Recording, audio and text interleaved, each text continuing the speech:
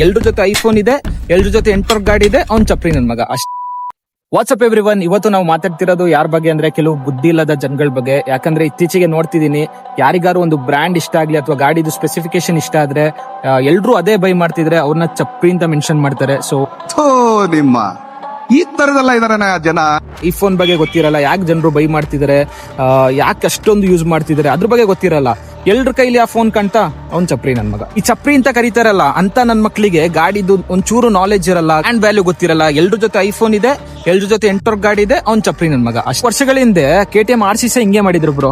ಎಲ್ರು KTM RC by ಮಾಡ್ತಾ ಇದ್ರು, ಎಲ್ರಿಗೆ ಇಷ್ಟ ಆಗಿ ಅದ್ರ ಸ್ಪೆಸಿಫಿಕೇಶನ್ ನೋಡಿ, ಅದ್ರ ಸ್ಪೀಡ್ ಎಲ್ಲ ನೋಡಿ ಎಲ್ರು KTM ಬೈ ಮಾಡ್ತಾ ಇದ್ರು. ಈಗ ಮಾಡಕ್ಕಾಗಲ್ಲ, ಯಾರಿಗೆ ಅದ್ರ ಬಗ್ಗೆ ನಾಲೆಜ್ ಇತ್ತಿಲ್ಲ ಅಂತ ನನ್ ಮಕ್ಳು ಯಾರು KTM ಓಡಿಸ್ಕೊಂಡು ಹೋಯ್ತಿದ್ರೆ, ಲೋ ಅವ್ನು ನೋಡೋ ಚಪ್ರಿ ಗಾಡಿ ಓಡಿಸ್ತಿದ್ದಾನೆ, ಯಾವ್ದು ಕಣ್ಣಿಗೆ ಜಾಸ್ತಿ ಕಾಣಿಸುತ್ತೋ ಅದಕ್ಕೆ ವ್ಯಾಲ್ಯೂ ಕೊಡಕ್ ಹೋಗಲ್ಲ ಬ್ರೋ, ಅದನ್ನ ಚಪ್ರಿ ಅಂತ ಹೇಳಿ ಕರೀತಾರೆ. ಅದೇ ಮೇನ್ ಮಿಸ್ಟೇಕ್ ಮಾಡ್ತಿರೋದು. ಎಲ್ರು ಯಾಕೆ ಅದೇ ಗಾಡಿ ತಗೊಳ್ತಿದ್ದಾರೆ, ಅಥವಾ ಎಲ್ರು ಕೈಲಿ ಯಾಕೆ ಐಫೋನ್ ಇದೆ, ಎಲ್ರು ಯಾಕೆ ಅದನ್ನೇ ಪ್ರಿಫರ್ ಮಾಡ್ತಿದ್ದಾರೆ ಅಂತ ತಿಳ್ಕೊಂಡ್ ಮಾತಾಡ್ಬೇಕು, ಇಲ್ಲ ತಕೊಂಡ್ ಮಾತಾಡ್ಬೇಕು.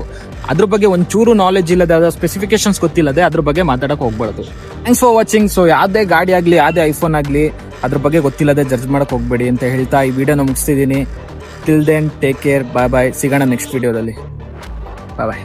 ನೀನು ಕೊಂಡ ಮೀಟರ್ ತಂದ್ರ ಲೈಕ್ ಕೊಡ್ರಲ್ಲ